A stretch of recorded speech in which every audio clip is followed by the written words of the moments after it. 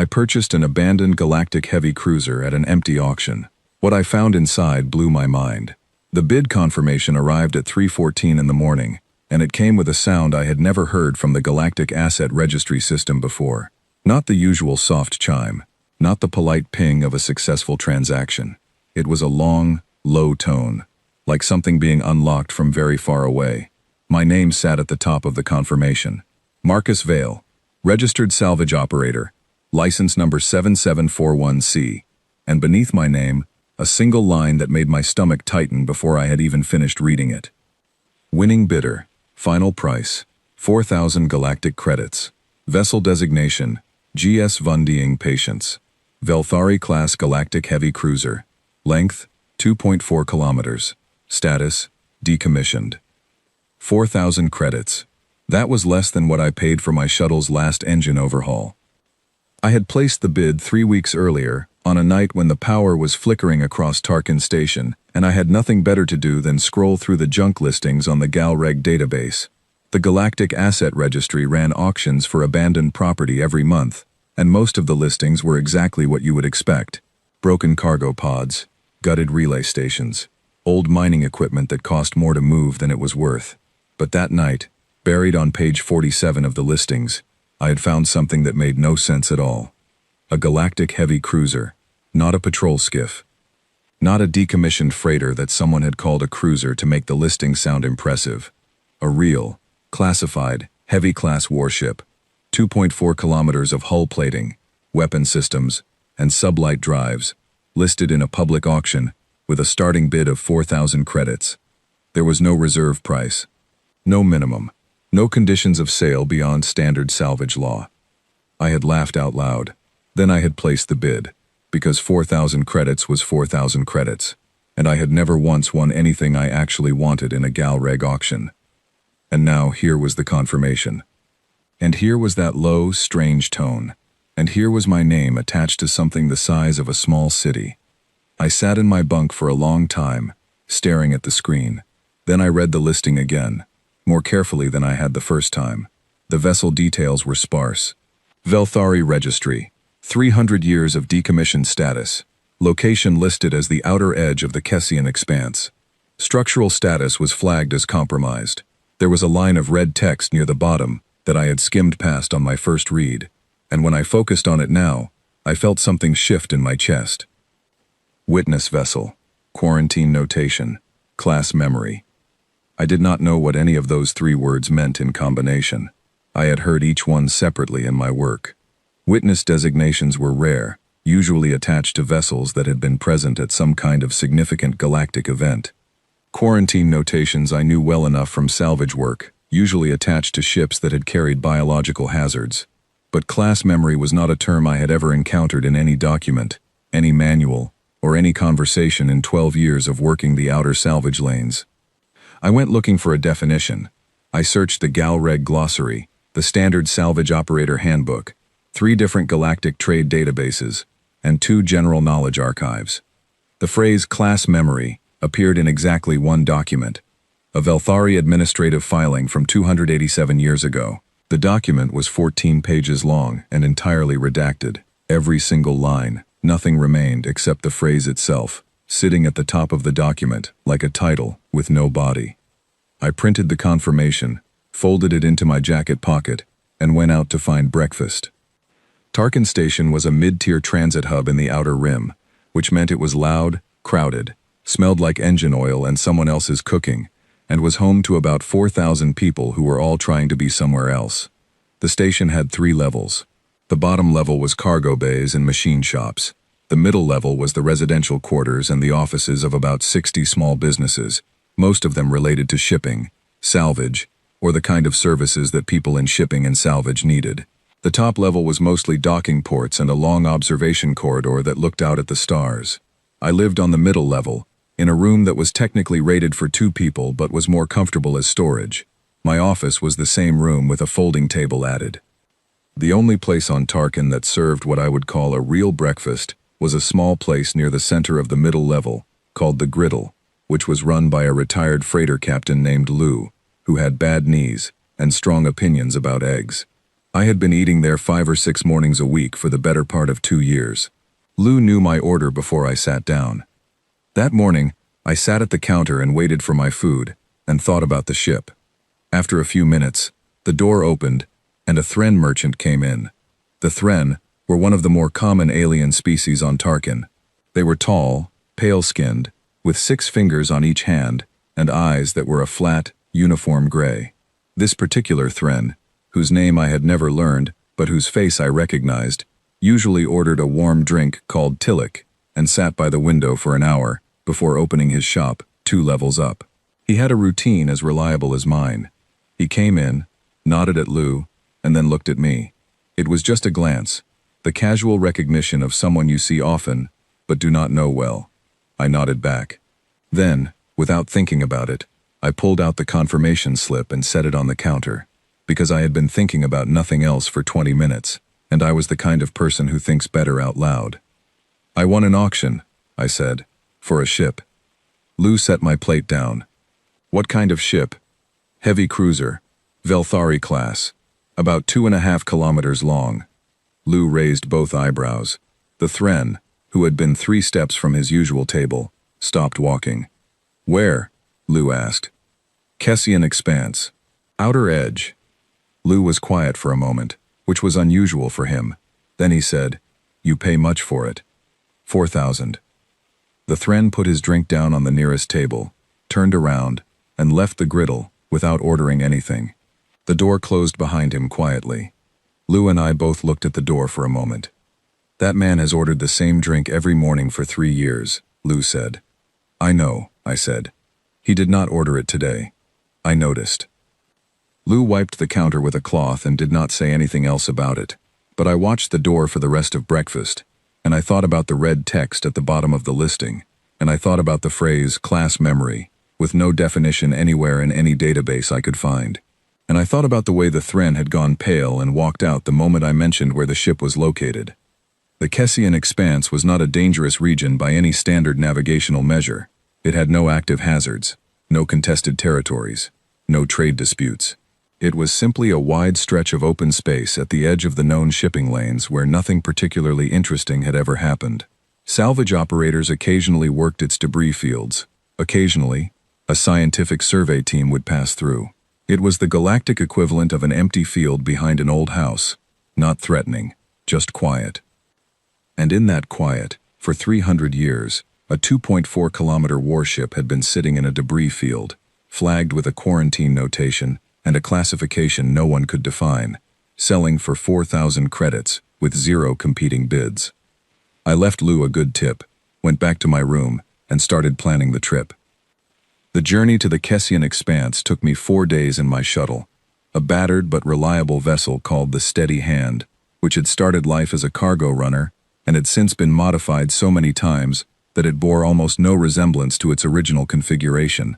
I had installed an extended sensor array, a secondary fuel cell, a compact workshop in the rear cargo bay, and a bunk that was long enough for me to actually sleep in, which had required removing the original equipment storage unit and replacing it with a custom frame that I had built myself over 2 weekends. The Steady Hand was not a beautiful ship, but she worked, and she was mine, and that counted for a great deal in the Outer Rim, where beautiful ships tended to attract the wrong kind of attention. I spent the 4-day journey rereading everything I could find about Velthari-class cruisers. They were old designs by current standards, built during a period of galactic history called the Consolidation Era, when several of the older galactic species had been expanding rapidly and needed warships that could hold territory across long distances.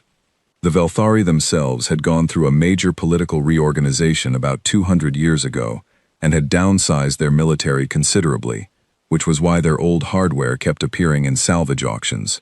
What I could not find was any specific record of the undying patience. The ship's name did not appear in any public database, not in the Velthari military records that were publicly accessible, not in the Galactic Council's official registry of decommissioned vessels, not in the shipping lane historical archives, not anywhere. A 2.4-kilometer warship, 300 years old, and no public record that it had ever existed. On the 4th day, my sensors picked up the debris field at the edge of the Kessian Expanse, and in the middle of the debris field, I got my first look at the undying Patience. She was huge. I had known the dimensions, had read them multiple times, but reading numbers and seeing the actual thing were two very different experiences. She sat in the debris field like a mountain that had decided to float. The debris around her, rocks and old hull fragments and the slow drift of ancient wreckage, seemed almost decorative by comparison, like small objects arranged around something that mattered. Her hull was dark, not painted dark, not coated for stealth. The metal itself had the deep, flat color of something that had spent 3 centuries in the cold of deep space, and the light from the distant star caught certain angles of her hull and reflected back in long, dull lines that made her look almost like she was breathing. She was not visibly damaged. That was the first thing I really registered. The GalReg listing had flagged structural compromise. I had expected holes, collapsed sections, the kind of obvious ruin that explained why a ship worth a small fortune was listed for 4,000 credits. But the undying Patience looked intact. Every panel I could see from this distance appeared to be sealed. Her weapons ports were closed. Her docking bays were sealed. Even her sensor arrays, the long, extended arms of equipment that stuck out from a warship's upper hull, were still in place and still pointing outward in their proper configuration. She had not been abandoned because she was broken. She had been abandoned for some other reason entirely. I brought the steady hand in slowly, running a full sensor sweep as I approached. The sweep came back with something that made me lean forward in my pilot's seat. The ship had power. Not much. Not the kind of power that meant active systems or a functioning crew. But there was a faint energy signature coming from deep inside the hull, like a coal that had been banking its heat for a very long time and had not quite gone out. The kind of minimal power that only stayed active if something inside the ship was still running on a very basic level, drawing just enough energy to keep itself alive. I brought the steady hand around to the port docking bay and began the approach. The docking bay doors were sealed, as expected. I ran a standard access protocol through my ship's communication system, transmitting the buyer's authorization code from the GalReg confirmation.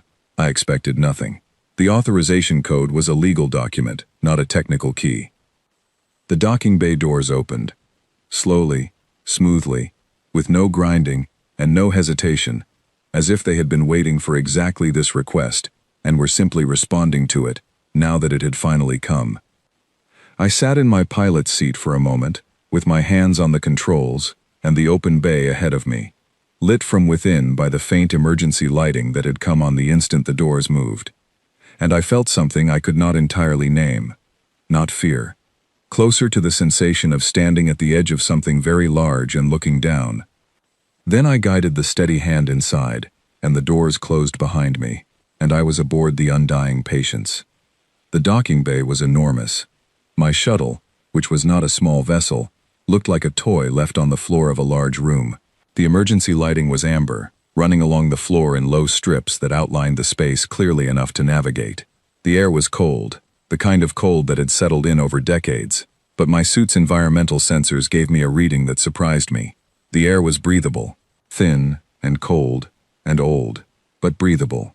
Enough oxygen, acceptable nitrogen balance.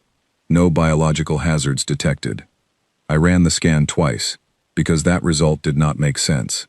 A ship that had been sealed and unpowered for 300 years should not have breathable air.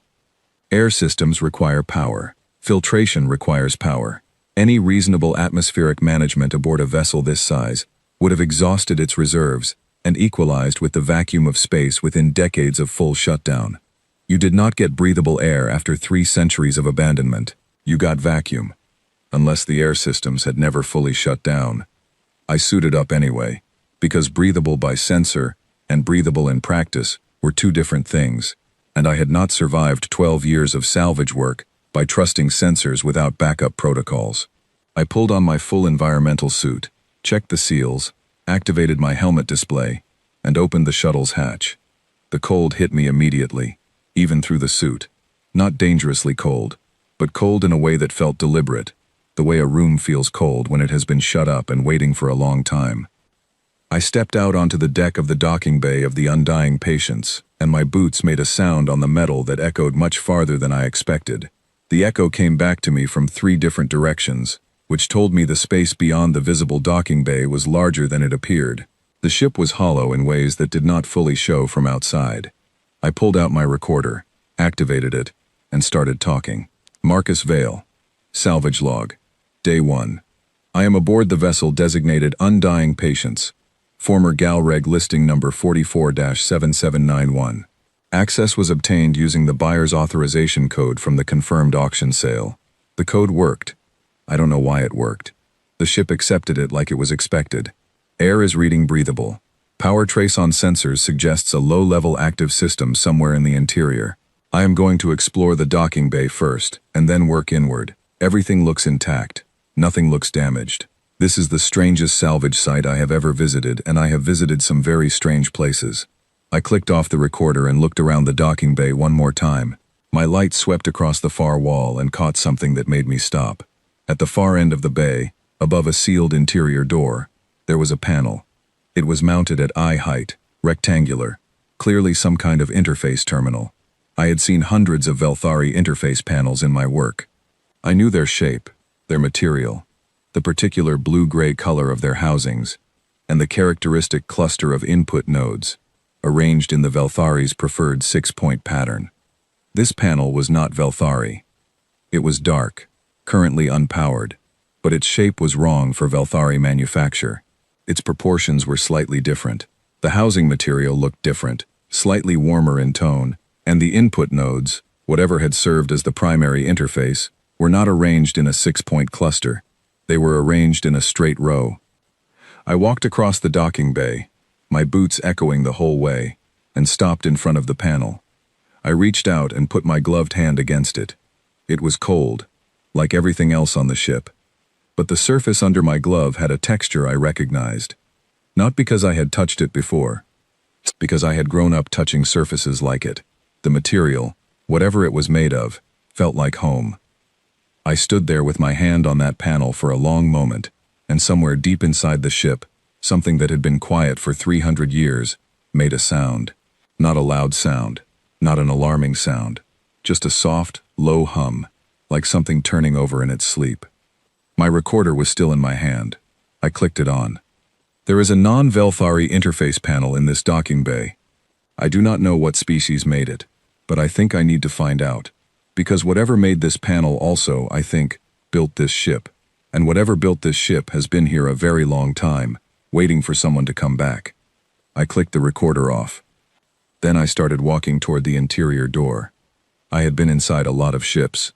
Old ones, new ones, wrecked ones, and ones that had simply been left behind for the same reason people leave things behind everywhere in the galaxy. They stopped being useful, or they stopped being safe, or someone ran out of money, or patience, or time. I had boarded Velthari haulers and Kessian relay vessels and a few Thren-built scientific platforms that had been abandoned mid-mission when the funding dried up. I had spent 3 weeks once inside a Dravari colony ship that had been floating in the Arena Belt for 60 years after a navigation failure, cataloging everything that remained for an insurance claim that was still being disputed when I last checked. I knew how abandoned ships felt. There was a quality to them that was hard to describe but easy to recognize, a kind of settled silence, a sense that the space had fully accepted its own emptiness and stopped waiting for anything to change. Abandoned ships did not feel like they were holding their breath. They felt like they had long since exhaled, and what you were walking through was the long, quiet aftermath of that final breath. The Undying Patience did not feel like that. From the moment I stepped through the interior door at the far end of the docking bay and into the first corridor beyond it, I had the distinct, irrational, and completely persistent sensation that the ship knew I was there, not in any supernatural sense. I am not the kind of person who reaches for that kind of explanation. I mean something more practical and more unsettling. The ship was responding to my presence. The emergency lighting in each corridor came on a few seconds before I reached it, and stayed on behind me as I moved forward, which meant some kind of sensor system was still functioning and tracking motion. The temperature, which had been deep cold in the docking bay, began to rise incrementally as I moved deeper into the ship. Not dramatically, not to any comfortable level, but noticeably, rising by degrees, as if the ship's environmental systems had detected a living occupant and were slowly, carefully, working to adjust. That required active systems. That required power routing. That required, at minimum, a functional environmental management program, and a working network of thermal regulators distributed throughout the ship's interior, none of which should have existed in a vessel with no listed maintenance activity for 3 centuries. I kept moving and kept recording. The corridor was wide, wider than the functional minimum for a vessel of this type. Velthari ships tended toward narrow, practical corridors because Velthari were a lean species and did not build extra space they did not need. This corridor was wide enough for 2 people to walk side by side with room to spare. The ceiling was higher than Velthari standard as well. Everything about the proportions was slightly off from what Velthari manufacture would have produced, in the same direction. The same consistent shift toward larger, more open dimensions. The interior panels along the corridor walls were Velthari. I could see that clearly. The fixtures, the lighting housings, the sealed access hatches to utility conduits, all of it was recognizably Velthari in construction and material. But beneath the Velthari panels, in places where edges had pulled away slightly over the centuries, and in corners where the Velthari installation had been less than perfectly flush, I could see the layer underneath. A different material, lighter in color, machined differently, with slightly rougher tolerances that suggested manufacturing methods that prioritized speed and volume over precision finishing. Someone had refitted this ship. Someone had taken an existing vessel and covered its original interior with Velthari panels, Velthari fixtures, Velthari signage, had converted its interfaces to Velthari standards, had gone through what must have been an enormous amount of work to make this ship look, from the inside, like a Velthari vessel. They had not done a perfect job. 3 centuries of time and cold had loosened things, pulled edges away from walls, cracked adhesives and sealants. The original ship was showing through everywhere I looked carefully, like a painting under a painting, visible in the gaps. I found the crew quarters on the 3rd level, accessed through a central lift that worked on the first try and moved smoothly, which by this point had stopped surprising me. The crew quarters were arranged along 2 parallel corridors, individual rooms sealed by sliding doors, each door numbered in Velthari script. I opened the first one that would respond to my manual override and stepped inside. The room was small, a bunk against one wall, a storage locker, a fold-out desk surface, and a narrow viewport looking out at the debris field beyond the hull. The room had been lived in. That was immediately obvious. There were objects on the desk surface, lightweight things that had stayed where they were placed when the ship was abandoned and had simply remained there in the cold and the quiet for all the years since. A small container, sealed, made of a polymer material that had yellowed with age, but not cracked. A flat rectangular object that had once been a handheld device of some kind, the screen dark and the surface dusty, a piece of something rigid, a card or a tag of some kind, lying face down. I crossed the room and picked up the card. It was stiff, slightly warped by the temperature changes of 3 centuries, but intact. I turned it over. It was a personal identification card.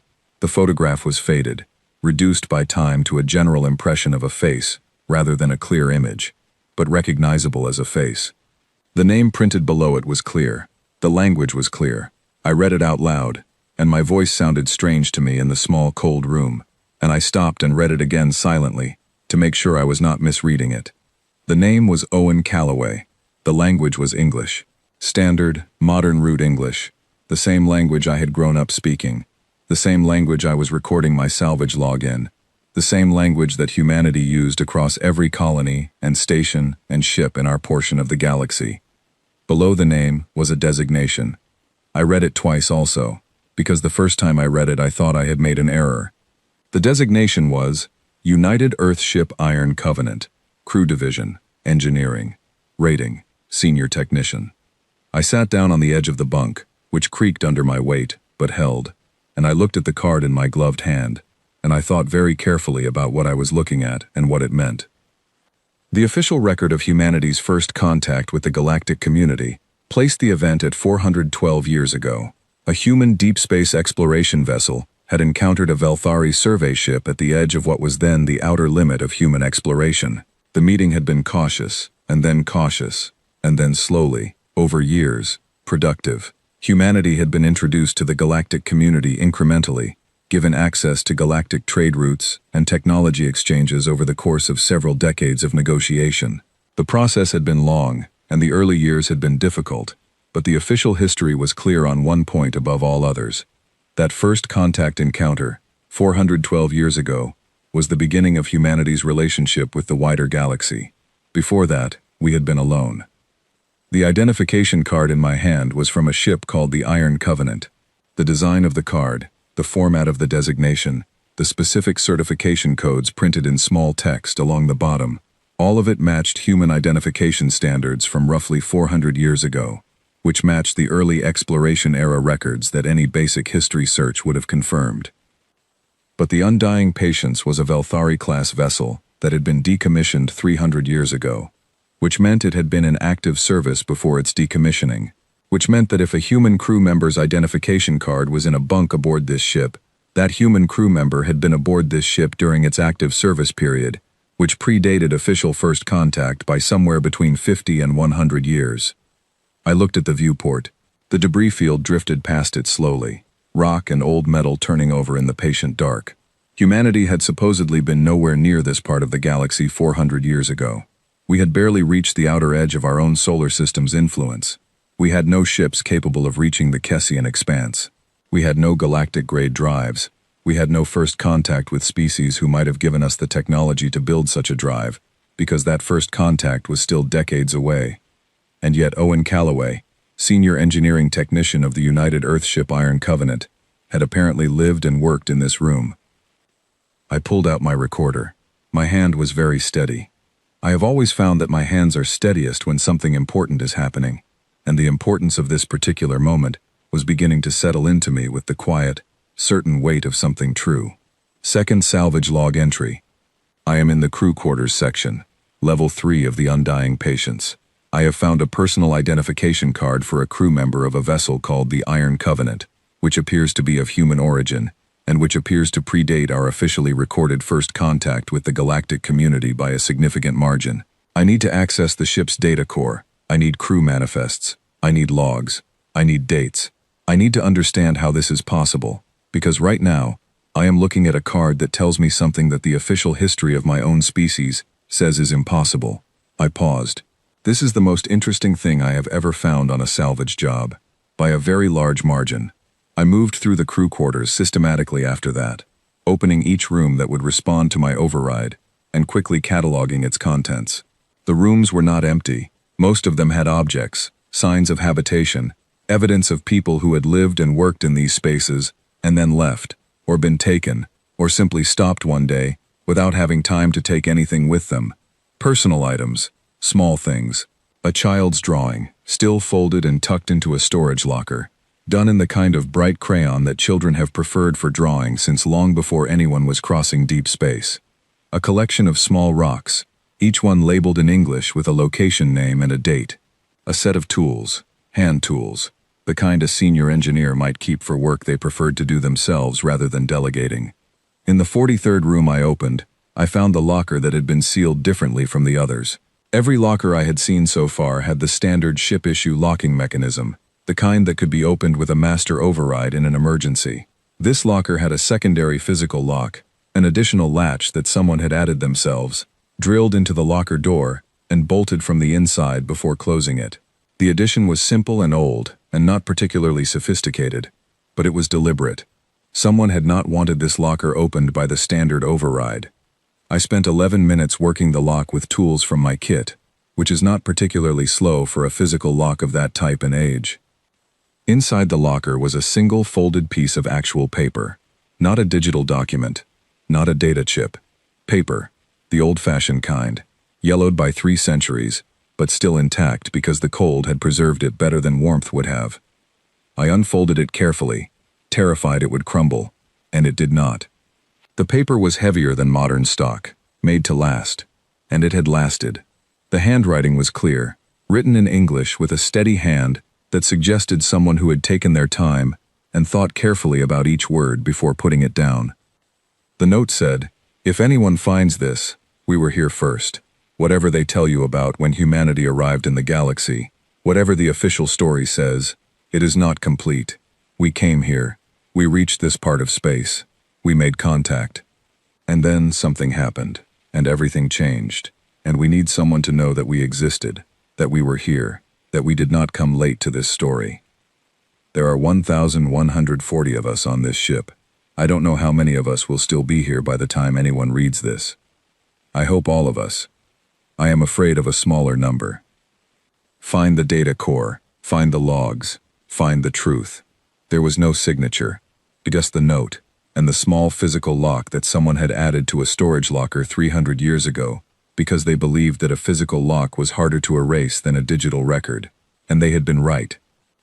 I refolded the note with extreme care, placed it back in the locker, and closed the door. I was not going to take it.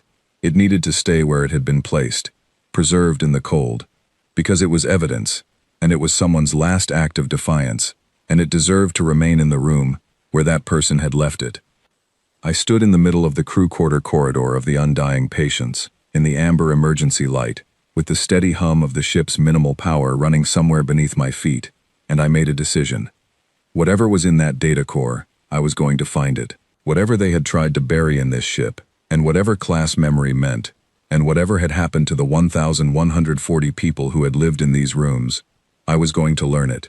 Not because it was profitable, not because it was my job as a salvage operator to catalog and assess, because Owen Calloway, and the person who wrote that note, and all 1,140 people listed on a manifest I had not yet found, had been here, in this ship, in this part of the galaxy, and someone had spent 3 centuries making sure the galaxy did not know about it.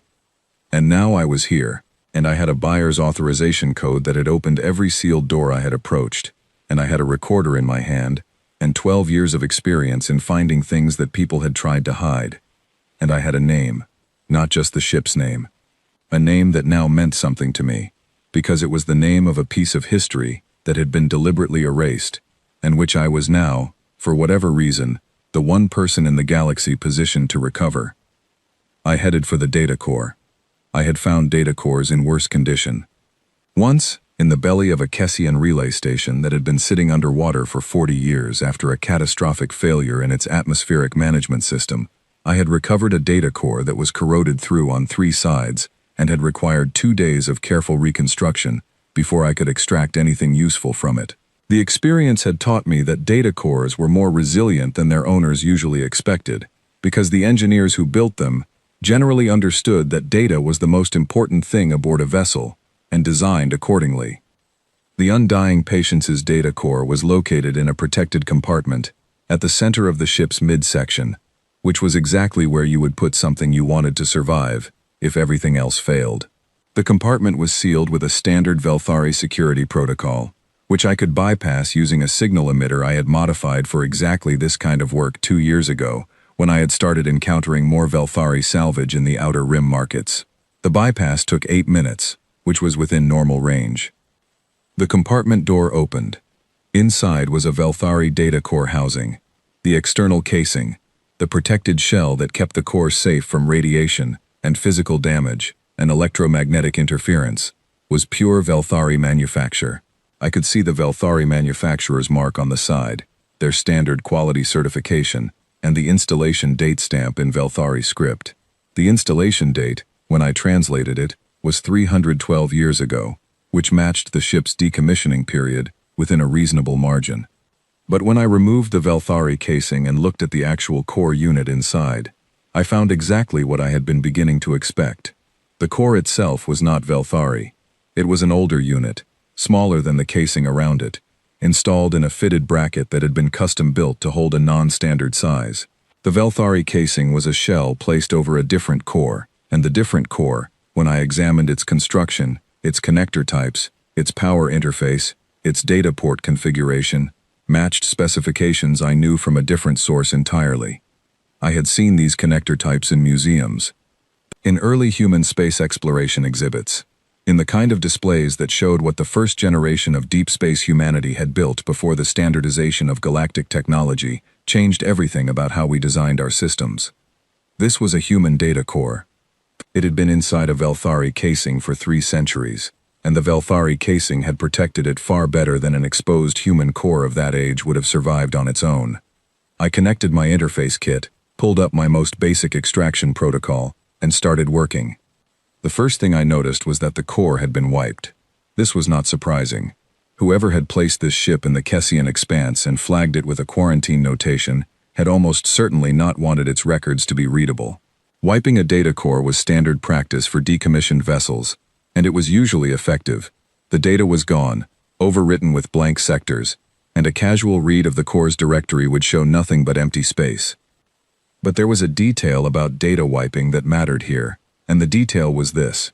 Velthari wipe a data core the way Velthari do most things, thoroughly, systematically, and in a pattern that was consistent across all Velthari data systems because they had standardized the process empire-wide 2 centuries ago.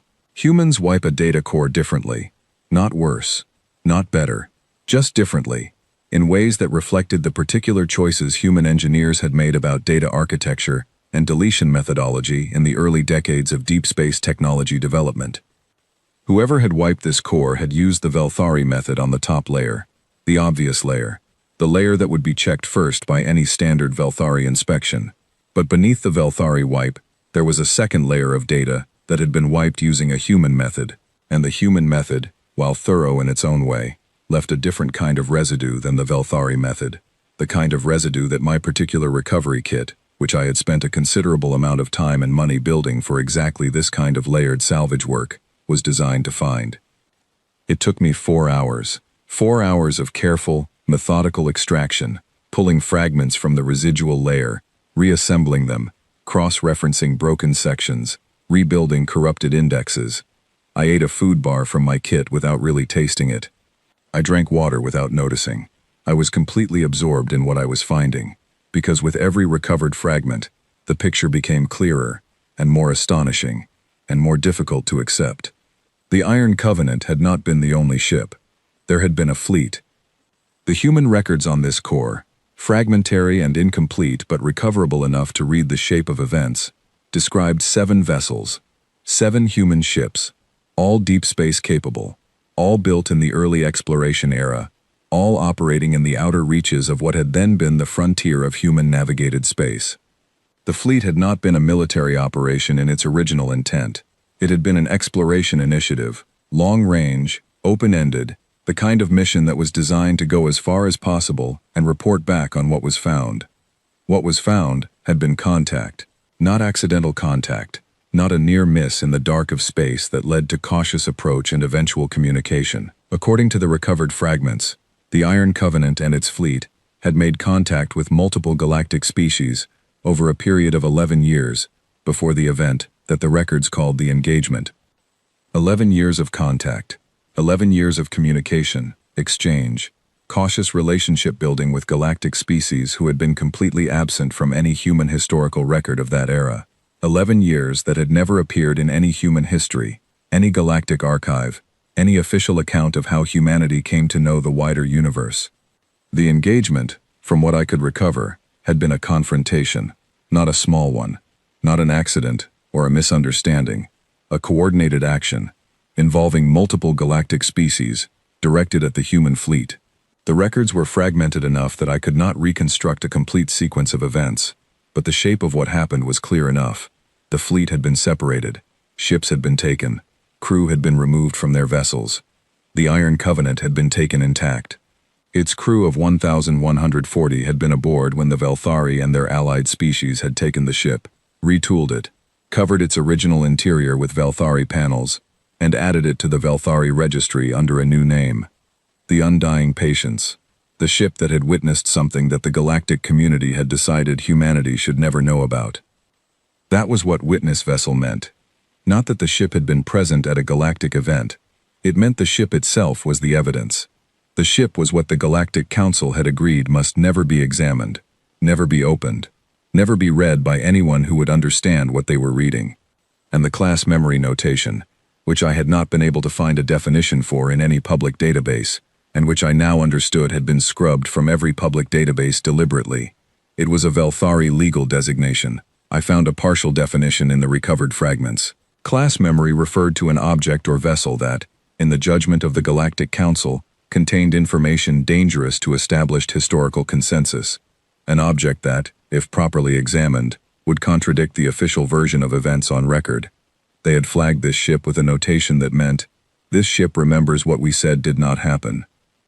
And then they had put it in a debris field in a quiet part of space, and listed it at a price so low that no serious buyer would trust the listing, with a structural compromise flag designed to discourage inspection, and a quarantine notation severe enough to make most salvage operators walk away without asking questions.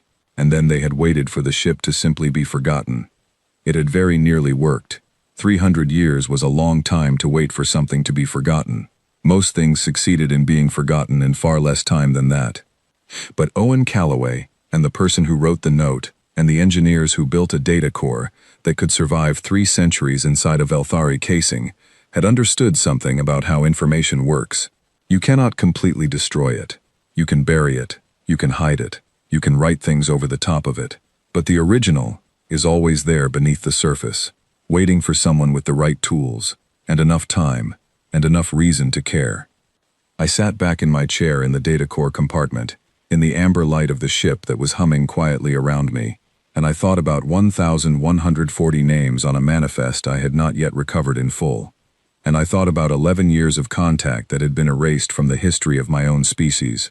And I thought about the official story, the cautious and gradual and carefully managed introduction of humanity to the galactic community, which had been presented for 4 centuries as the beginning of our story in this wider universe, and which I now understood was not a beginning at all. It was a second chapter, a chapter that had been written to conceal what came before it.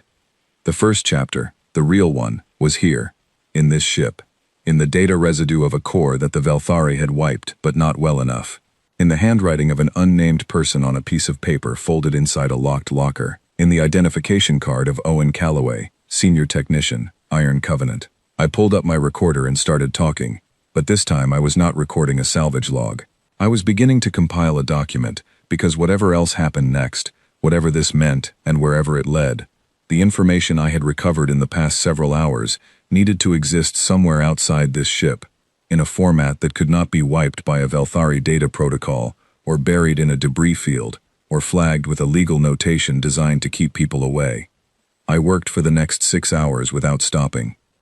When I finally came up for air, I had recovered 412 individual crew names, a partial record of the fleet's 11-year contact history, a summary document from the Iron Covenant's commanding officer, and a set of navigational logs that placed the ship in locations that predated any officially acknowledged human presence in those regions, by 60 to 90 years.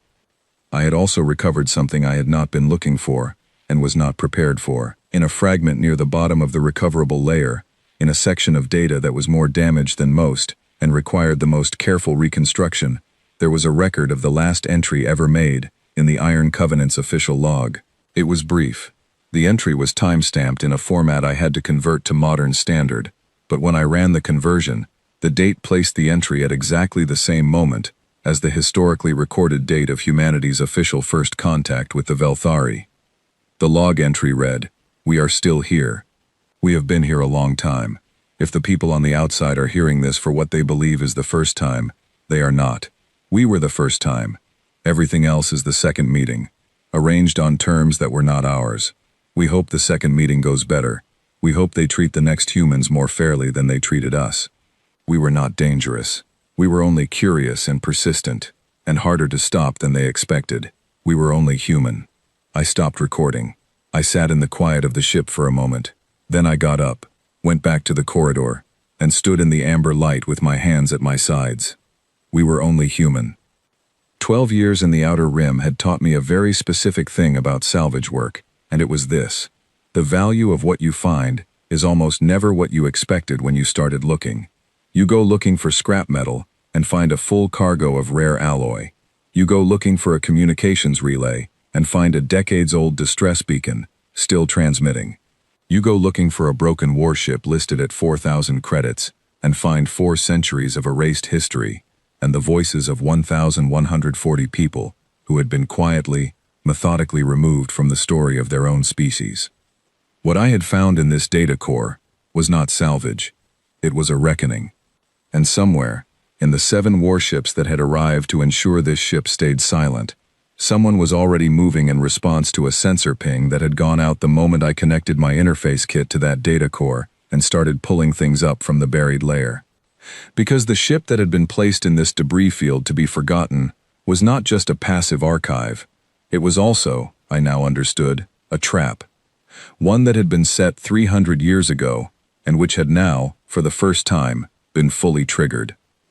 The undying patience hummed around me in the amber dark, and I thought about what to do next, and I thought about the names, and I thought about the note, and I thought about the fact that I had a recorder full of recovered data, and a legal bill of sale, and a ship that had just spent 300 years waiting for exactly this moment. Then I went back to work. There is a specific kind of feeling that comes over you when you understand that you are alone in a very large place, and someone else has become aware of that fact. It is not panic. Panic is loud, and this was quiet. It was a sharpening, the way your thoughts become faster and more precise, and the unimportant things drop away, and you are left with a very clear picture of exactly what matters, and exactly how much time you might have. I had been in the data core compartment for 10 hours. I had recovered more than I had expected to recover. I had recorded everything.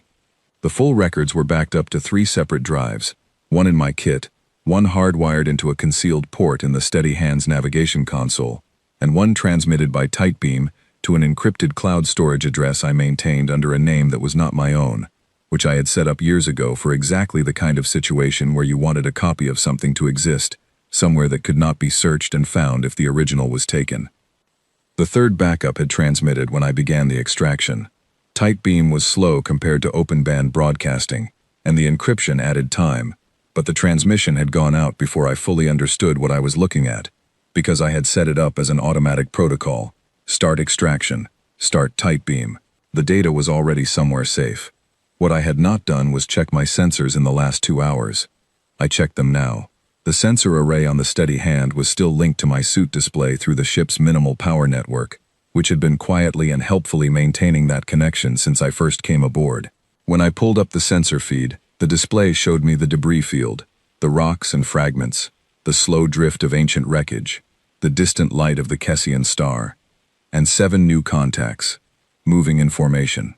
Coming from the direction of the nearest transit corridor at a speed that suggested they were not in any particular hurry, which was itself a kind of statement. Ships that are not in a hurry are ships that know they have time. Ships that know they have time are ships that are confident in the outcome. 7 contacts, large enough to be warships, based on their sensor profiles. 3 different energy signatures, which meant 3 different species, which meant this was a coordinated response rather than a coincidence. I had, by very rough calculation, about 4 hours before they arrived. I left the data core compartment and moved through the ship with a purpose I had not had before. I had spent the first part of my time aboard the Undying Patience, doing what salvage operators do, methodical, careful, cataloging everything, disturbing as little as possible, building a picture of what was present before making decisions about what to do with it. That approach had been exactly right for the first phase of this work. This was a different phase. I needed to understand what the ship could actually do, not theoretically, not based on the registry listing or the historical records. What it could actually, physically, practically do right now, today, with whatever power and systems remained functional after 3 centuries of minimal operation. I started with the power plant. The main power plant of a Velthari heavy cruiser of this class was located in the stern, which was standard across most large vessel designs because you wanted the heaviest and most critical system as far from the primary impact surfaces as possible, and as central to the ship's mass as the design would allow.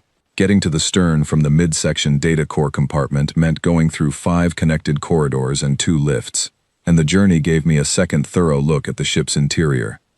The more I moved through the Undying Patience, the more clearly I could see the double nature of it. The Velthari refit was everywhere, comprehensive and competent, the work of people who had known what they were doing, and had done it thoroughly. New panels, new fixtures, new signage, new interface terminals, at every functional junction. The conversion had been designed to be complete. To a Velthari crew operating this ship, it would have looked entirely normal. There would have been no obvious sign that they were working in a vessel that had been built to different specifications, by different hands, for different people. But those differences were in the bones, in the width of the corridors, and the height of the ceilings, in the placement of the handholds that lined every corridor wall, which were at a height that I, at my perfectly average human height, could grip naturally and comfortably, in the proportions of the crew quarters, and the spacing of the workstation chairs, and the reach distance from seat to control panel in every room I had looked into. This ship had been built for human bodies, specifically for human bodies, not roughly, not approximately, but exactly. The Iron Covenant had been an exploration vessel, designed with real care for the people who would live inside it, for months and years at a time. I reached the power plant compartment and found it exactly where the ship's internal schematic, which I had pulled from the data core and loaded into my suit display, told me it would be. The power plant was active. Not fully active, not at operational levels, but the core power generation system of the Iron Covenant, which had been running on the most minimal possible setting for 3 centuries, was still functioning. It was the source of the energy trace I had detected when I first approached the ship. Someone, at the time of the ship's placement in the debris field, had not shut down the power plant completely. They had reduced it to the lowest sustainable level, just enough to keep the core from going cold, just enough to maintain the most basic systems, just enough to keep the ship capable of being brought back to life, if the right inputs were applied. I had worked with enough old power systems to know that this was not standard decommissioning procedure. When you decommission a vessel, you shut down the power plant, completely. You drain the cells, you disconnect the generation systems, you make the ship inert. Leaving a power plant running at minimum for 3 centuries was not standard procedure. It was careful preparation. It was the act of someone who intended the ship to be findable and operable at a future date. The same person who had put the buyer's authorization code into the GalReg system. The same person who had ensured that the auction listing would go live exactly 3 centuries after the ship was placed in the debris field. The same person who had set up the sequence of events that had led me, specifically me, the first human salvage operator to find the listing, to win the auction for 4,000 credits, on a night when the power was flickering on Tarkin Station. I did not know who that person was. I did not know how they had managed it. I did not know whether they had still been alive when the listing went live, or whether the system had been set up to run automatically for 300 years. What I knew was that someone had planned this, had planned for exactly this moment, and had left the power plant running so that whoever came to claim the ship would have something to work with when they arrived. I started working on the power output controls. Bringing a 300-year-old power plant up from minimal to operational levels was not a process I had ever done before. I had done similar work on a much smaller scale, bringing old systems back online in salvage situations, but nothing remotely approaching the scale of what I was attempting now. The Iron Covenant's power plant was designed to push energy through a vessel 2.4 kilometers long, with hundreds of active systems, weapons, drives, sensors, communications, life support, and everything else that a ship this size needed to function. Bringing that kind of system up responsibly required time and sequencing and care. I had about 4 hours and an intense professional motivation not to get any of it wrong. I worked through the power sequencing with the manual override protocols I found in the system interface, which was, like the rest of the original Iron Covenant systems, readable in English.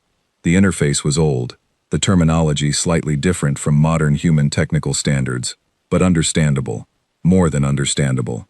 There was something almost comforting about working in a system built by people who thought the same way I thought, who had organized their controls in the same logical structure I would have chosen, who had labeled their emergency protocols in plain language, rather than the kind of technical notation that most galactic systems preferred. By the end of the first hour, I had brought the power plant up to 20% of its rated capacity, which was enough to fully activate the life support system. The temperature in the ship rose noticeably. The amber emergency lighting transitioned to full white operational lighting throughout the decks I had activated. The ventilation came on with a low, steady sound that I felt more in my chest than heard with my ears. By the end of the second hour, I had reached 45% and brought the main sensor array online. The undying patience now had eyes. Better eyes than my shuttle's array by an order of magnitude, because a ship designed for deep space military operations needed to see a very long way with very high precision. I brought the sensor display up on a terminal in the power plant compartment and looked at what it showed me. The 7 contacts were still coming, closer now, still at the same steady pace. The formation was tighter than it had been 2 hours ago, which told me they were beginning their approach configuration. getting themselves into the arrangement they wanted to be in when they arrived. 2 hours remaining. 45% power. I turned back to the controls. In the third hour, I found something I had not expected and had not been looking for, because I had been focused on power systems and sensors and had not yet gotten to the structural schematics in detail. The Iron Covenant had a second hull. Not in the sense that most military vessels have layered hull plating for protection. Something more specific and more extraordinary than that. Deep in the structural schematics, in a section of data that I had to actively go looking for after an anomalous reading on the power routing map caught my attention, there was a complete secondary vessel hidden inside the primary hull, nested inside the outer ship like a smaller knife inside a larger sheath, with its own power systems, its own propulsion, its own weapons, its own hull integrity. The outer ship, the full 2.4 kilometers, was designed to operate normally as a warship and also to serve, if necessary, as a protective shell around the inner vessel. If the outer hull was destroyed or disabled, the inner vessel could detach and continue fighting independently. The two ships together were enormously powerful. The inner vessel alone was still a meaningful military force. This was, from an engineering standpoint, one of the most sophisticated and ambitious designs I had ever encountered. It was the kind of approach that came from a design team that had looked at every possible threat scenario and had decided that the answer to being outgunned was to be 2 ships instead of 1, with the second ship hidden inside the first until it was needed. I understood now, with complete clarity, why the Velthari and their allies had not destroyed the Iron Covenant when they took it. They had not been able to, or they had not been willing to try, because trying and failing would have been worse than simply taking the ship and hiding it.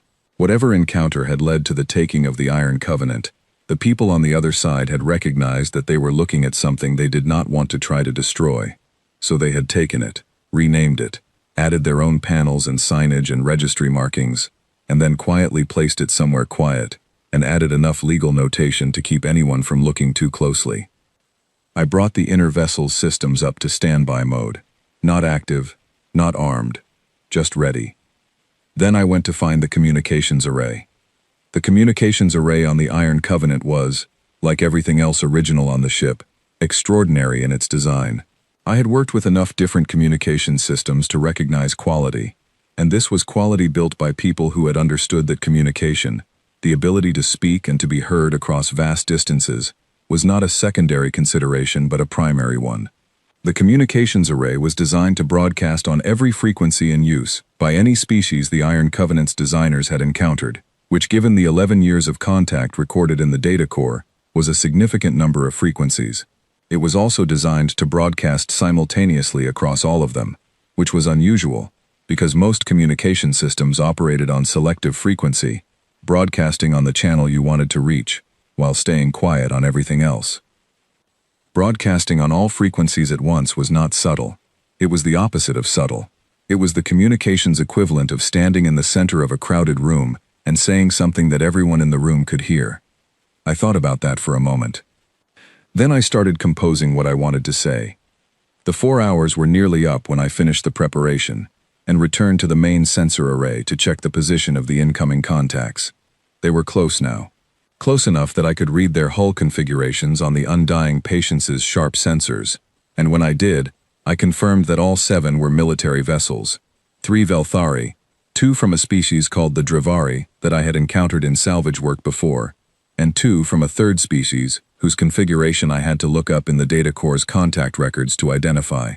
They were called the Selhari, a council species, old, established, and according to the Iron Covenant's contact records, one of the original architects of the galactic community's decision about what to do with humanity's first fleet. They had come a long way to be here. That meant they had been watching, or listening, or both.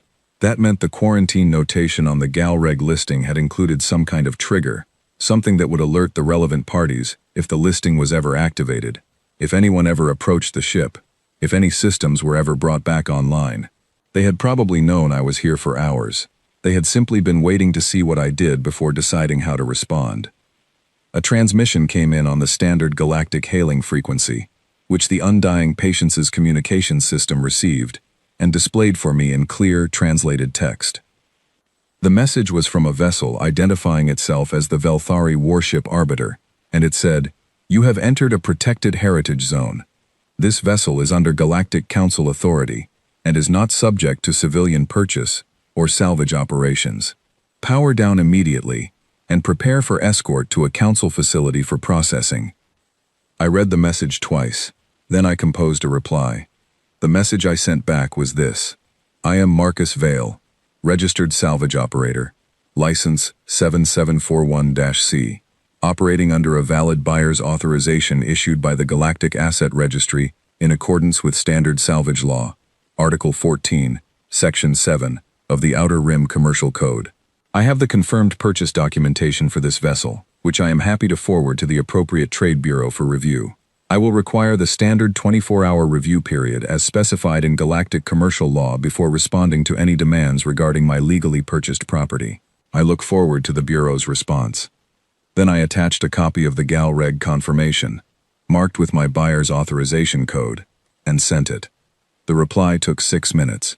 It said, "The review period is acknowledged. 24 hours are granted." 24 hours was a very long time, long enough to do a great deal of work.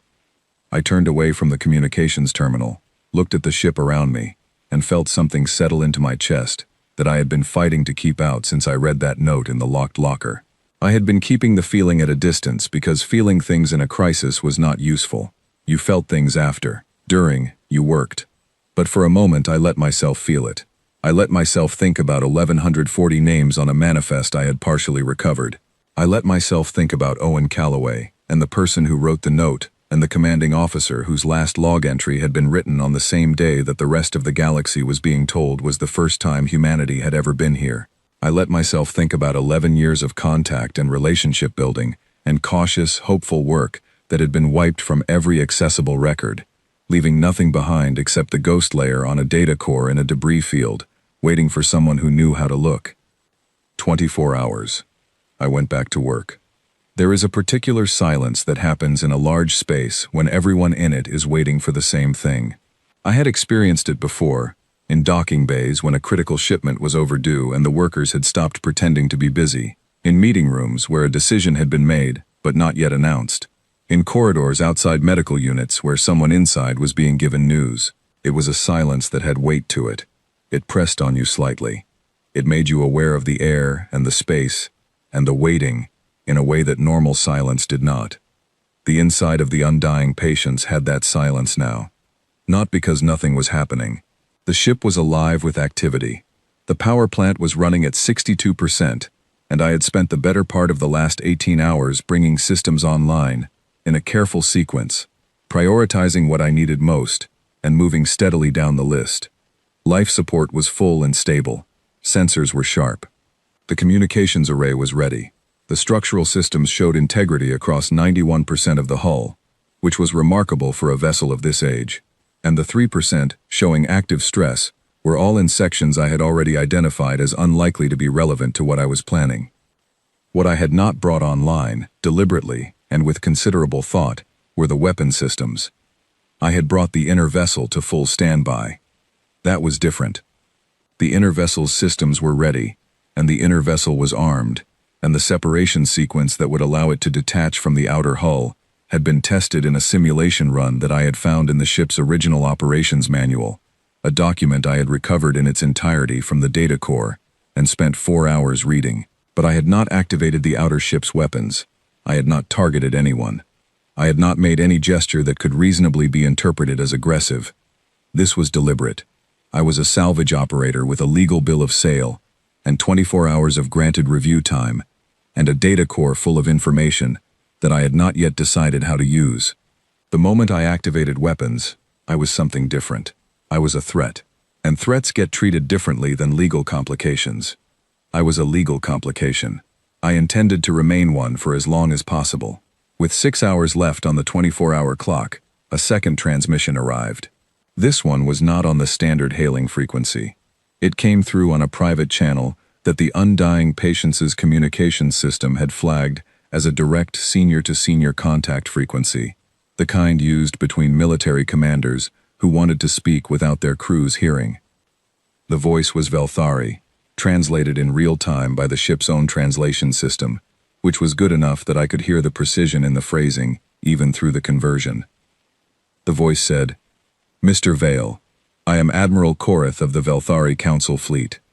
I would like to speak with you directly about the situation you find yourself in. I believe there are aspects of this matter that you do not fully understand, and I believe a direct conversation would benefit both parties."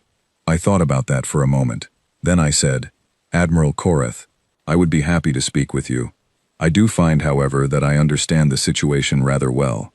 I have a legal purchase document, a functional ship, and a data core that I have been examining carefully for the past several hours. Would you like to discuss any of those things specifically?" There was a pause, longer than transmission delay would account for. Then, "Mr. Vale, I would ask you to consider your position carefully. You are one person in a very large vessel that you have only partially brought online, surrounded by 7 warships of combined Council authority. You have found documents and records that were placed under Council protection for reasons that are more complex than you may appreciate. We are not your opponents in this situation. We would like to resolve it peacefully." I leaned back in the command chair on the bridge of the Iron Covenant, which I had reached 2 hours ago, and which fit me the way a chair fits a person who was built to sit in exactly this kind of chair. And I looked at the sensor display that showed 7 warships arranged in a careful semicircle beyond the debris field. "Admiral," I said, "I am going to ask you a question, and I would appreciate a direct answer. How many people were aboard the vessel you know as the Undying Patience when it was placed in the Kessian Expanse 300 years ago?" Another pause. When the reply came, it was shorter than I expected. "That information is classified." "I understand," I said. "I have the manifest. I recovered it from the data core. I know the number. I wanted to see if you would tell me, because that tells me something about the conversation we are having." "Thank you, Admiral. I will be in touch before the review period ends." I closed the channel. Then I pulled up the communications system and began composing the most important message I had ever put together in my life. It was not difficult to compose. I had been thinking about it since the previous day, since I had sat in the data core compartment and understood what I had found and what it meant. The difficulty was not knowing what to say. The difficulty was ordering it correctly, making sure that everything that needed to be present was present, that the sequence was clear, that someone listening for the first time would be able to follow it from beginning to end. I started with the manifest, all 1,140 names, the full list, which I had recovered in its entirety through the careful reconstruction work I had done in the data core compartment. Each name read aloud, recorded into the transmission file in my voice, with each person's listed rank and specialization, and home colony or station of origin. It took 47 minutes. I did not rush it. Every name deserved the full time it took to say it. Then I read the commanding officer's final log entry. Not summarized, not paraphrased. The full text, exactly as it had been written. Then I described, in plain and careful language, what the recovered data core contained. The 11 years of contact, the coordinates of the encounters, the names of the species involved, the dates and locations, all of which were verifiable against existing galactic records, if you knew what to look for and understood that you were looking for something that had been erased, rather than something that had never existed. I explained what class memory meant, and where I had found the definition. I explained what witness vessel meant in the context of the Undying Patience's registry, and what the quarantine notation had been designed to accomplish. And then, at the end, I included the note, the handwritten note from the locked locker, the one written on heavy paper that had survived 3 centuries because the cold had preserved it, and because the person who wrote it had made a physical lock out of a drilled latch and a bolt, because they understood that physical locks are harder to erase than digital records. I did not reproduce the handwriting, obviously. I read it aloud, word for word, exactly as it had been written. I addressed the transmission to every frequency in the Undying Patience's communications array. Every galactic species frequency, every human colony broadcast channel, every news service band, every open public channel in the sector. All of them simultaneously. The Iron Covenant's communications array, as I had noted when I examined it, was designed to broadcast on all frequencies at once. It was designed for exactly this kind of moment. I set the transmission on a 5-minute delay, long enough to give me time to do one last thing. I went to the inner vessel's control systems and activated the separation sequence. Not the actual separation, just the preparation. The sequence that moved the inner vessel's systems from standby to fully active, that brought its engines to low thrust, that confirmed seal integrity along the separation joint. The process made the outer hull vibrate very slightly, a deep, low resonance that moved through the floor and up through the command chair, and was probably visible on the sensors of every ship within 1,000 kilometers. The channel that Admiral Korath had used for direct communication opened again, immediately. The Admiral's voice was still precise and still controlled, but there was something different in it now, something that translated even through the conversion filter as something close to alarm. Mr. Vale, I would strongly urge you not to take any action you cannot reverse. Whatever you believe you have found aboard that vessel, I assure you that the context is more complex than what is in those records. There are reasons for the decisions that were made. Please, let us talk. I said. We are talking, Admiral. We have been talking. Humanity has been talking to the galactic community for 400 years, and not one person in that entire 400 years knew that there was a chapter of the conversation that had been removed before we were allowed to join. I have that chapter. I am about to share it. The 5 minutes were up. I pressed the broadcast key. The transmission went out on every frequency simultaneously, the way the Iron Covenant's communications system had been designed to do, the way the engineers who built this ship had intended for a moment, exactly like this one, reaching every ship in range, every station within broadcast distance, every open channel in the Kessian expanse and beyond it, into the transit corridors where traffic moved, and passed messages along the network, across the lanes where ships carried news from one part of the galaxy to another. I sat in the command chair and listened to my own voice read 1,140 names into the silence of space, and through the viewport ahead of me, the 7 warships of the Galactic Council held their positions in the debris field, and none of them moved. The ship was watching. The galaxy was listening, and the Iron Covenant was speaking for the first time in 3 centuries. The silence after the broadcast was different from the silence before it. Before, there had been waiting. After, there was the particular quality of something irrevocable. You can restore a silence that has not been broken. Once it is broken, it is simply broken, and the only thing left to do is deal with what you said. I had said a great many things. The first response came from a direction I had not fully anticipated, although I should have. I had been expecting the Admiral. I had been expecting the Council ships. What arrived first, within 40 minutes of the broadcast, was a tight beam signal from a news distribution service called Galactic Wire, which was one of the largest independent news networks operating across the galactic community. The signal was a single question. Can you confirm that you are the source of the historical document broadcast that is currently being received across Council space? I confirmed it.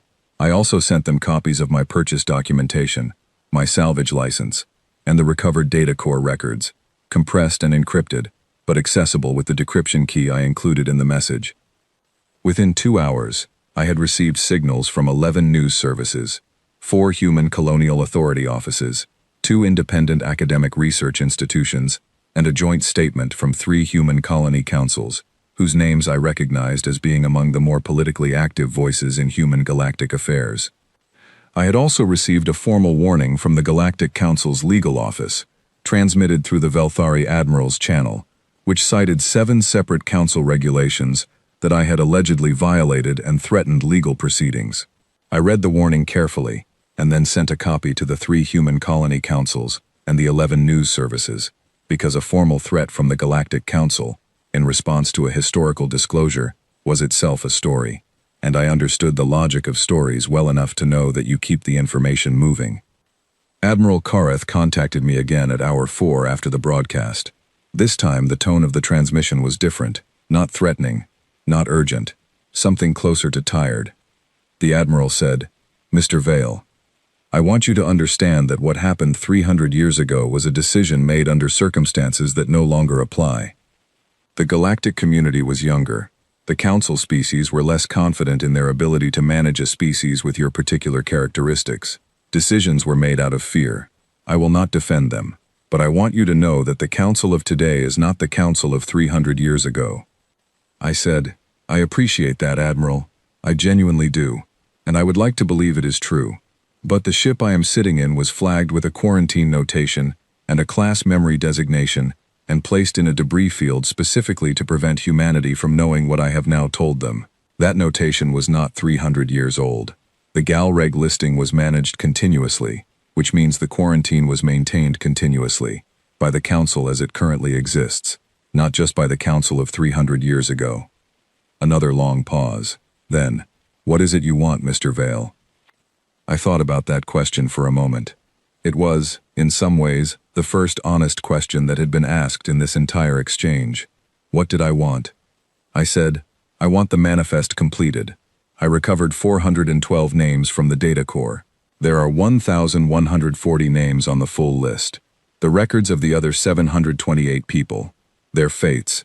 What happened to them after the Iron Covenant was taken. Where they went. Whether any of them or their descendants are still alive somewhere in the galaxy. Those records exist somewhere in Council archives. I want them found and released. I want the academic records corrected. The history of human first contact needs to be rewritten to reflect what actually happened. That is not a negotiating position. That is simply accuracy. And I want the Iron Covenant formally reclassified, not as the Undying Patience, not as a Council heritage site, as a human ship, the first human deep space warship to cross this far into the galaxy. It should be marked as such. I stopped. Then I added, "Those are the things I want. I am open to conversation about how they are achieved, but they are not things I am willing to walk away from." The Admiral was quiet for a long time, long enough that I began to wonder if the channel was still active. Then, "I will bring your requests to the Council. I cannot promise their response, but I will bring them." That was more than I had expected to get in the first 4 hours after a unilateral historical disclosure, broadcast across Council space on all frequencies. I considered it a reasonable beginning. While I waited, I worked. The inner vessel was still at full standby. I had not retracted the separation preparation, and the slight vibration in the outer hull had not stopped, which meant the Council ships could see on their sensors at all times that the Iron Covenant was in a state of readiness that had not been stood down. I was not threatening anyone, but I was not pretending to be helpless either. I continued bringing the outer ship systems online. Not the weapons, everything else. Propulsion came up to 40%, enough for controlled maneuvering within the debris field. Full life support across all decks. The complete sensor array, which at this point was giving me detailed readings on every ship within a significant range. Navigation systems, fully operational, with a plotting interface that took me a few hours to learn, but turned out to be more intuitive than I expected, because the design logic was human, and therefore organized the way a human mind organized things. In the 8th hour after the broadcast, a new contact appeared on the sensors, not from the direction of the Council ships, from the opposite direction, from the transit corridor on the human-controlled side of the Kessian expanse. A single vessel, moving fast, broadcasting a Colonial Authority identification code. Then 2 more contacts. Then 4. Then, over the next 90 minutes, 11 more, coming in from multiple directions, all broadcasting Human Colonial Authority, or Human Exploration Service codes. By the time the Colonial Authority lead vessel hailed me, there were 17 human ships in the sensor range of the Undying Patience, and 4 of them were larger than anything in the Council formation outside. The voice on the Colonial Authority channel was a woman named Alice Brooke, and she identified herself as the regional director of the Human Colonial Authority for the Outer Rim, which meant she was the most senior human government official who could have gotten here this quickly. She said, "Mr. Vale, we have been monitoring the situation since your broadcast. We are here in an observer capacity. Can you give us a status report?" I said, "Status is stable, Director Brooke. I have a legal bill of sale, a functional ship, and a very interesting data core. The Council is reviewing a formal set of requests I made approximately 6 hours ago. There are 7 Council warships at a distance of about 1,200 kilometers. Nobody has fired anything at anyone." Director Brooke said, "We are going to stay in the area until this is resolved. How are you doing?" I had not been asked that particular question since this whole situation began. I thought about it for a moment.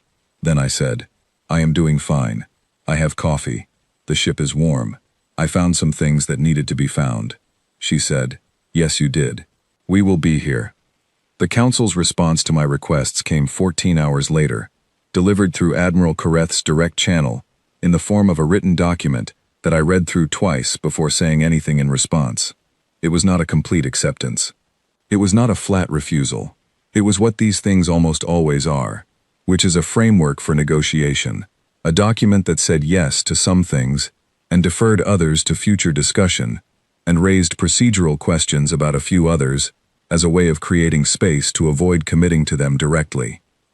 But the manifest was in the yes column. The Council acknowledged that records of the Iron Covenant's full crew existed in historical archives and agreed to their release through a joint academic process, which meant it would not be fast, but it would happen. The history correction was in the deferred column, with language that suggested it was directionally acceptable, but would require the kind of lengthy interspecies diplomatic process that galactic institutions love, because it takes long enough that the urgency fades. I made a note to make sure the urgency did not fade.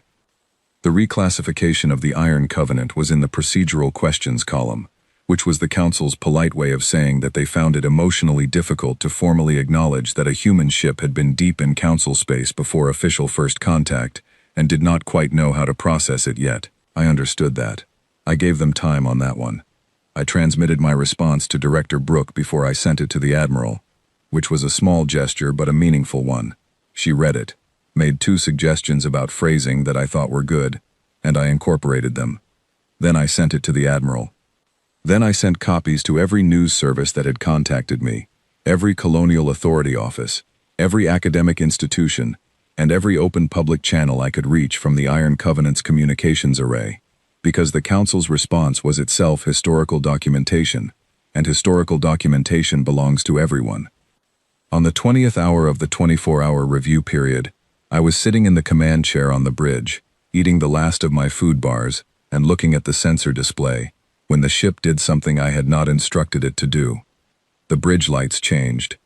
Not a dramatic change, a subtle shift in the quality of the light, from the functional white I had set when I brought full systems online, to something slightly warmer, slightly softer, the kind of light that engineers put in a working space to make it habitable for long shifts.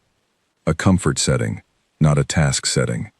And then, from the ship's internal communication system, from the speaker built into the console directly in front of me, in a position that meant it had been designed to speak to whoever sat in the command chair, a single word came. The word was hello. It was in English, standard, clear, calm English, spoken in a voice that had no age, no gender, no particular accent, but which carried something in its tone that made the back of my neck go still. It was not a recorded message. It was not a playback. The ship's neural intelligence, the one I had read about in the data core records, the one that had been trained on 11 years of deep space contact and operation, the one that had been running on minimum power for 3 centuries alongside the power plant, had come online enough, at this moment, to say hello. I sat very still for a moment. Then I said hello back. The speaker was quiet for a few seconds. Then the ship said, in the same calm voice, "You found the core." I said, "I found the core." The ship said, "You read the manifest."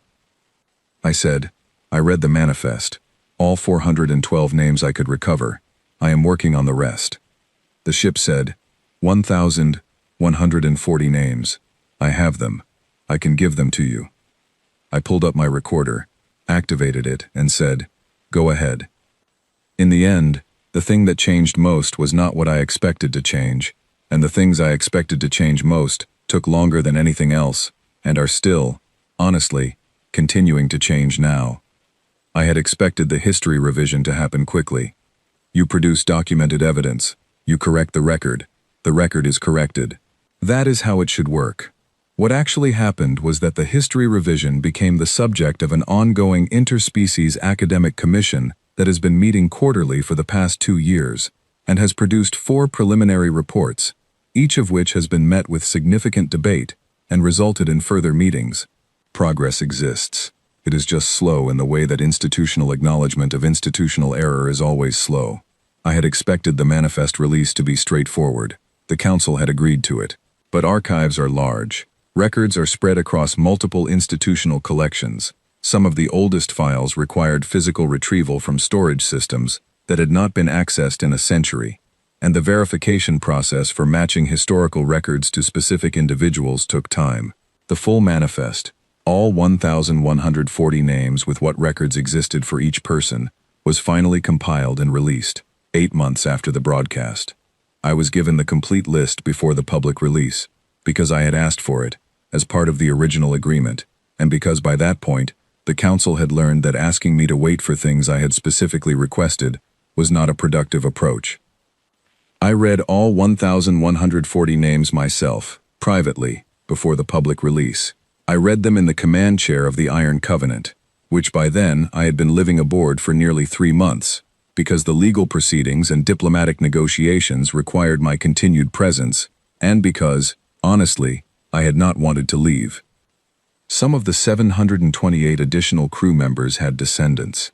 Humanity had been scattered across many places in the galaxy in the centuries since the Iron Covenant's taking, not always under conditions that had been well documented, and some of those dispersals had led to families in places that official human history had not known to look. The colonial authorities' follow-up research, which took months and involved a great deal of detective work by people far more skilled at genealogical investigation than I was, identified living descendants of 214 of the original crew.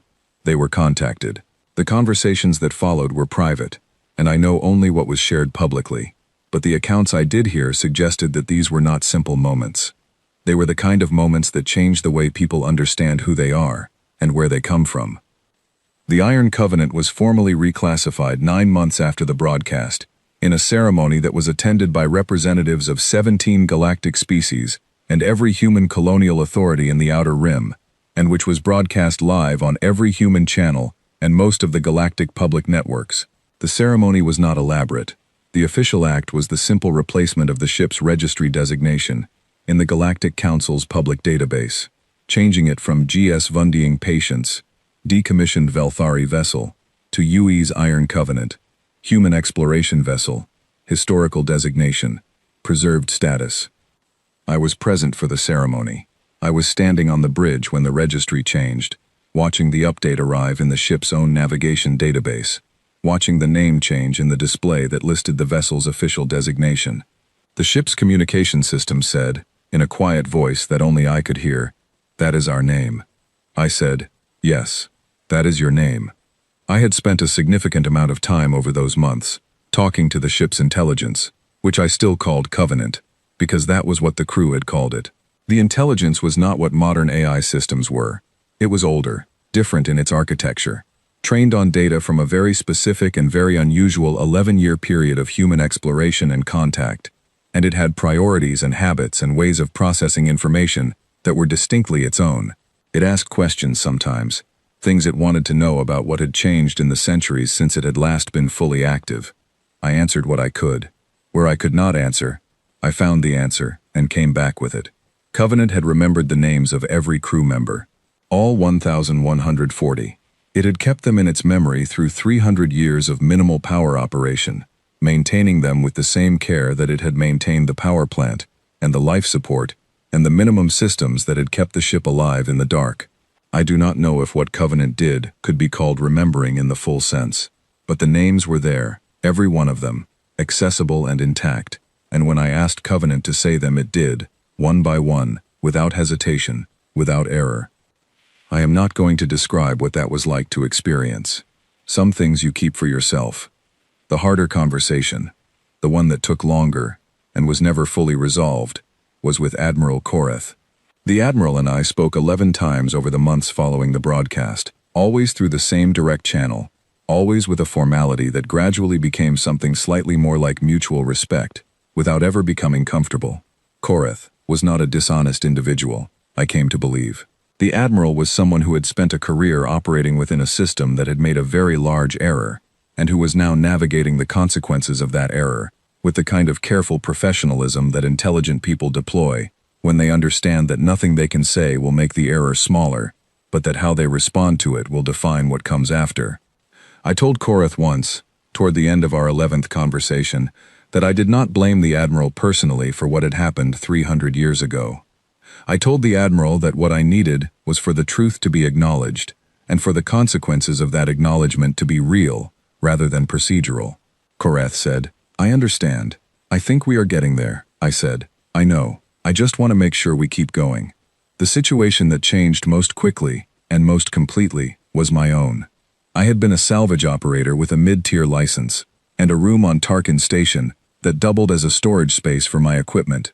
I had been, in the honest assessment of my own life, someone who was very good at finding things that had been lost, and who found that work meaningful enough to keep doing it, even when the financial rewards were modest and the working conditions were uncomfortable. I was not particularly important to anyone beyond a small circle of professional contacts and the owner of a breakfast place who knew my order. What I became after the broadcast was something I had not asked to become, and am still not entirely comfortable being. My name was in every news service in the Galactic community within 48 hours of the transmission. My face, pulled from my salvage license photo, which is not a flattering image, was the most reproduced image on human colony networks for 2 months. I was asked to speak at things, to attend things, to make statements about things, to represent human interests in conversations I had no training for representing anyone in. I tried to do the parts of it that I thought I could do responsibly, and declined the parts that I was confident I would do badly. I stayed on the Iron Covenant. That part was the easiest decision I made in the entire sequence of events, because it was not really a decision at all. The ship was mine, legally purchased at a public auction, and I was going to keep her. The Colonial Authority had offered to take custody of the vessel for preservation purposes, which I had politely declined. The council had raised procedural questions about whether my purchase was valid, which my lawyer, a sharp and energetic woman named Claire Donovan, who had approached me 48 hours after the broadcast and had not billed me yet for reasons I did not fully understand but appreciated, had disposed of efficiently. The Iron Covenant was my ship. That was final. I was sitting in the command chair on the morning that the Colonial Authority fleet escort arrived to accompany us back to human space. The escort consisted of 6 vessels, which was 6 more than I had when I arrived, and which made a certain kind of statement about how things had changed. Director Brooke was aboard the lead vessel, and hailed me personally when they arrived. She said, "Are you ready to head home?" I looked around the bridge. The display screens were live, showing sensor feeds, system status, navigation plots. The ship was warm, and the lighting was in the comfort setting that Covenant had chosen, and somewhere in the systems below me, 3 centuries of patient waiting had resolved into the steady work of being alive. I said, "This is home, Director. But yes, we are ready to head there." Covenant said quietly, through the console speaker, "Courses plotted." I put my hands on the helm. The material under my palms had been worn smooth by other hands, a long time ago, in the years when the Iron Covenant had been young and new, and crossing space that no human ship had crossed before. I thought about Owen Calloway and the person who had written the note, and the officer who had recorded the last log entry on the day that everyone else thought was the first meeting. "We were only human," that entry had said. I pressed the drive control and felt the ship move beneath me, 4 kilometers of iron and memory, and kept names, pushing forward through the debris field and out into the open of the Kessian expanse, ahead of the escort, leading, the way she had always been built to do. I had bought a dead ship at an empty auction for 4,000 credits. What I found inside was not wreckage, it was not salvage. It was a ship that had been built by people who believed that curiosity was worth crossing an impossible distance for, that persistence was worth the cost, that truth was worth preserving in a locked locker, and a data core, and a power plant kept burning on the lowest possible setting, for as long as it took for someone to finally come back. I had come back. The escort fell into formation behind us. The Kessian expanse opened ahead. Covenant ran the drives at standard, and we moved into it together, the ship and I, headed toward a home that both of us were seeing, in our different ways, for the first time.